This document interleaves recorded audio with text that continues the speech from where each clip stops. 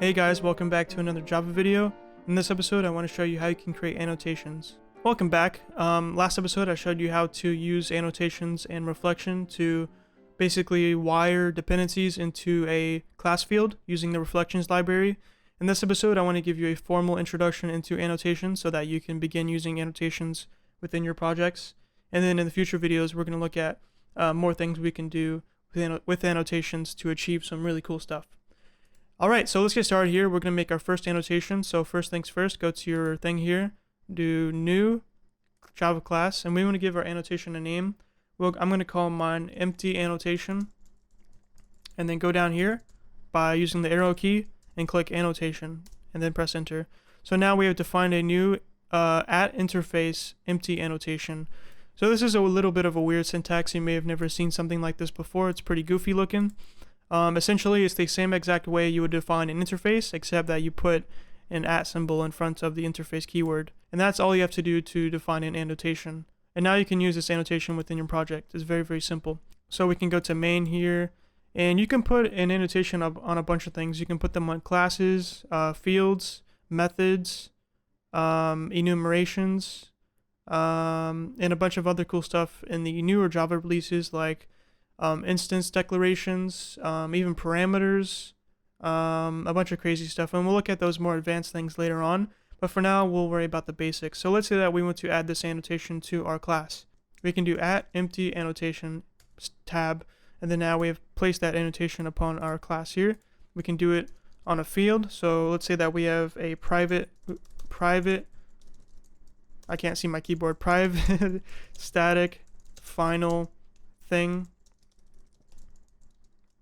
is equal to 3, and make sure we define the data type. So now we have a field, so now we can apply the empty annotation upon that field.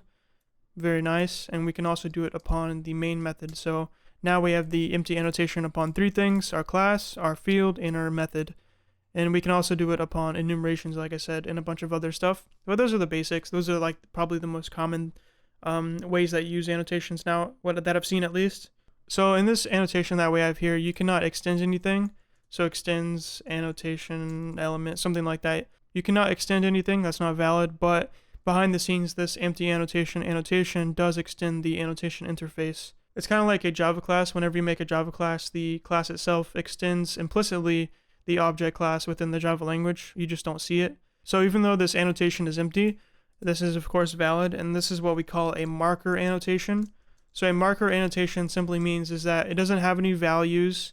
It simply serves as a marker, and we can use that to label stuff like we've done here, or some more advanced stuff as we'll see later. We can use it to mark a field. We actually saw this last episode. We used a marker annotation to mark a class field, and then using the reflections library, we looked for that marker upon that class field, and then we grabbed the class field, and then we instantiated the object for it. And yeah, so that's an example of using a marker. All you got to do is define an empty annotation, and that makes it a marker. So if you want to define values within your annotation, you can do that, but let's make a new annotation. So new Java class, field annotation. Make sure you select annotation. There we go.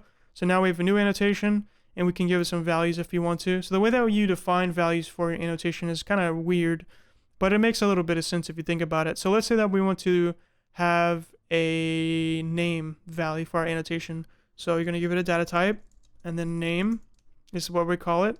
And then instead of doing that like a field, we do it like a method. So string name, and then in parentheses, because we define it like a method. And this kind of makes sense because it's an interface, so you're defining a method for the interface. And then Java automatically defines the source code for this method whenever you compile the program and all that. So now we can use this variable that we've defined for the annotation. So let's get rid of this and replace it with field annotation. So inside of here, if you do Control P within the parentheses after you define the annotation, or put the annotation, you can see that one of the parameters is string name. And this is required because we have not given it a default value. I'll show you that in a second. So that means that every time you use a field annotation, that means that you have to define the name thing for that annotation, the name parameter we'll call it. So then we can do name is equal to Bob. So now we have successfully given the name of this field annotation and a value of Bob, and we do it as a string because it's a string, as you can see here. and the error has gone away because it's now valid. We have filled in the value. There we go. And let's define some other ones. So we can do something like integer value. That's a common one that I see. So we can do integer value, and then now this is red again because we have not defined value. It's required. So we can do comma value is equal to, and it's an integer, so we'll do like 13. So now we have name is equal to Bob, and then value is equal to 13.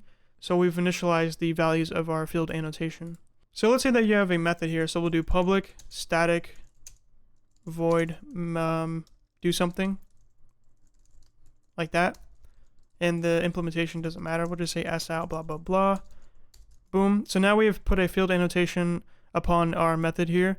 So perhaps we use reflection upon this method at runtime. This means that we can access this annotation here and then grab the values from it, and then we can use those values to do whatever we want. And I will be showing you how you can do that, and we'll see plenty of examples of how this is useful, but that's just an example basically.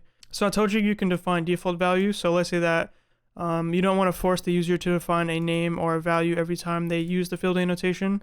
What you can do is do default after you define the little method here. You can do default and then the value that you want to set it to by default. So we can do default Bob. So this means that every time you define a field annotation, by default, if you do not specify the name, it will be Bob. So if we go back to main here, this is grayed out because that's redundant. We don't need it anymore. So we can get rid of this.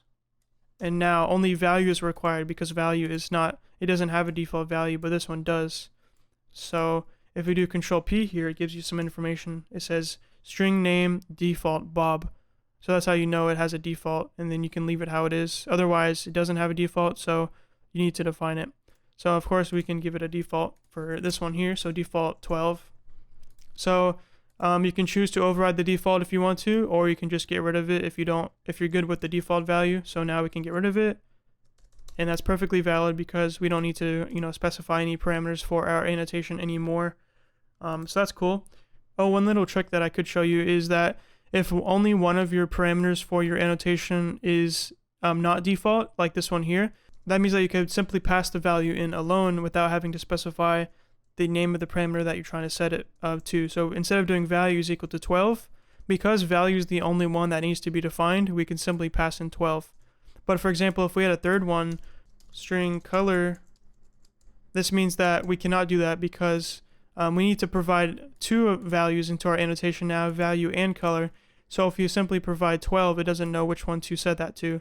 So if we do Control P here, we can do value is equal to 12, comma, color is equal to blue. Anyway, hopefully that makes sense. Those are the basics of annotations. So now you know how to create an empty annotation, otherwise known as a marker annotation, because it only marks something, doesn't have any values. And now you also know how to create a field annotation, so an annotation with values on it. And then you know how to apply those annotations onto different things like classes, fields, or methods. Okay, so that's it. I just wanted to give you a basic introduction to annotations. And next episode, we're going to show you some more advanced stuff you can do with annotations, like retention policies and stuff like that. So stay tuned for that. Hopefully you're excited. Please let me know if you have any questions. I'll leave a link below to our Discord server so you can join, ask questions, get some friends, whatever you want to do. Just hang out with us. And also I'll leave the code for this episode in the description below so you can check it out and then bookmark it in case you want to come back to it if you forget anything. It happens to me too. I forget stuff all the time, so I go back to my old projects to see how I did something or copy some code. So maybe you can bookmark it if you need to.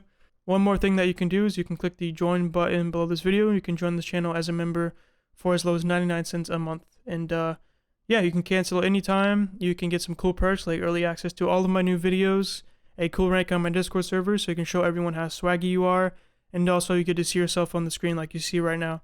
So if you're interested in that, then hit the join button and join. If not, that's okay. Thanks for watching my video anyway. I appreciate it. And that's it. So thanks for watching my video. If you like it, leave a like. If you want to see more, subscribe, and peace.